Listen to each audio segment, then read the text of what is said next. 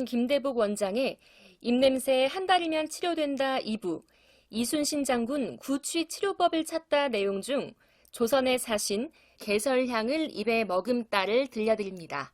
옛날 사람의 입냄새는 현대인보다 심했습니다. 구강의 청결 상태가 좋지 않았고요. 이비인후과 질환과 내분비 계통의 질환이 많은 탓이죠. 의료 혜택을 제대로 받지 못했던 서민은 물론이고 의원을 쉽게 접할 수 있는 고관도 입냄새에서 그리 자유롭지 못했죠. 입냄새가 나는 고위관료의 가장 큰 고민은 임금 앞에서의 보고입니다. 입을 열면 구취가 왕이나 황제에게 전해지는데요. 그렇다고 입을 열지 않을 수도 없는 일이죠. 어떻게 해야 하나요? 이때의 위기탈출 묘약이 개설향입니다. 정향나무의 꽃봉오리를 말린 약재인데요. 중국 남부에서 생산되는 정향나무는 매운맛과 향이 강합니다. 방부제로도 사용되는데 진통 효과도 커서 잇몸염증이나 잇몸 통증을 잠재웁니다. 옛사람들은 항염, 항균, 구충작용이 있는 정향나무의 꽃봉오리를 말려서 구취 제거제로 활용했습니다. 동의보감에는 중국 한나라의 국무총리인 시중 응소의 이야기가 나옵니다. 나이가 든 응소는 구강 위생이 악화됐습니다. 말을 할 때마다 악취가 났죠. 임금은 입시한 그에게 늘 개설향을 줬습니다. 꽃향기가 진한 개설향을 입에 물고 있으면 구취가 희석되기 때문인데요. 명나라 이시진은 본초 강목에서 개설향은 곤륜산, 광동, 광서에서 나는 100가지 꽃을 빚어 만든다. 입에 물면 꽃향기가 풍긴다라고 설명했습니다. 중국 삼국시대 촉한의 재상인 제갈량도 개설향을 사용했죠.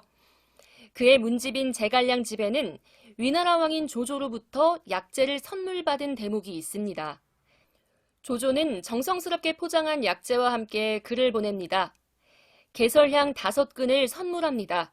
저의 작은 정성이니 기쁘게 받아주소서. 당시에도 개설향은 고급 약재였습니다. 조조는 적국의 승상인 제갈량의 마음을 얻기 위해 구취 제거제인 개설향을 선물한 겁니다. 개설향은 조선에서도 입에 올랐습니다. 임진왜란 시기인 선조 27년, 조선은 명나라의 파병 요청과 함께 광해군을 세자로 삼는다는 내용을 전하는 사신을 보냅니다. 정사는 윤근수, 부사는 최립, 서장관은 신흠이었습니다. 최립은 압록강을 건너기 전 의주에서 행대에 감사해 하는 시를 썼습니다. 행대 어사의 준말인 행대는 지방에 파견돼 공무원의 불법을 가리는 사헌부의 관직인데요. 중국 파견 사신단의 일원인 서장관이 임시로 겸합니다.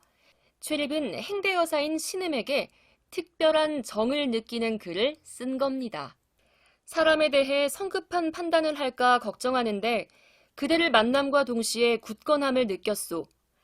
나이 들어 어려운 일 맡는 것도 좋지만 조선에 큰 인물이 없는 게 아쉽소. 피토하는 심정으로 명예 원병 청하러 가는 길, 입속에 개설향 넣는 것 잠시 잊었다오. 이제부터 나이를 따지지 마시오. 예부터 참된 벗은 거칠애를 모두 벗었다오. 당시 최립은 66세, 신흠은 39세였습니다. 나라의 위기 앞에 먼 사행길을 자원한 최립은 서장관으로 동행한 젊은 신흠의 기상에 감명을 받았습니다. 그래서 나이차를 떠나 진지한 만남을 갖자는 시를 쓴 건데요. 최립의 글에는 잠허유함 구이향이 나옵니다. 고대 중국에서 상설왕이 임금 앞에서 보고할 때 입냄새를 없애기 위해 개설향을 물고 있었던 고사를 인용한 겁니다.